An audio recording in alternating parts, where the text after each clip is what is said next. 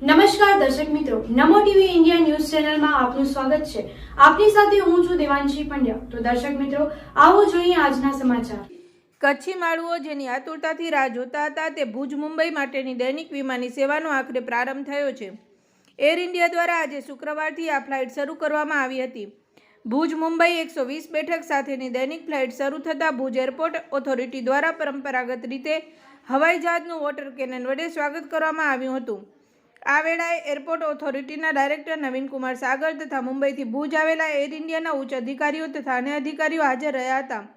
ભુજથી જ એર ઇન્ડિયામાં વિદેશ સુધી મુસાફરી કરનાર મુસાફરોનું ભુજમાં ચેકિંગ થઈ ગયા બાદ વિદેશ સુધી કોઈ ચેકિંગ કરવામાં આવશે નહીં અને તેમનો સામાન સીધો જ વિદેશ પહોંચી જશે, જેથી વારંવાર સામાન ક્લિયરન્સની મુશ્કેલી રહેશે નહીં।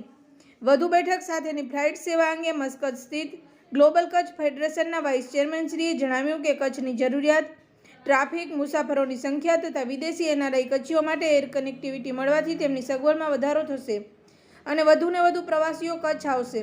આ સેવાની શરૂઆતથી મસ્કત, લંડન સહિતના દેશોમાં વસતા કચ્છીઓમાં ખુશીની લાગણી ફેલાઈ છે।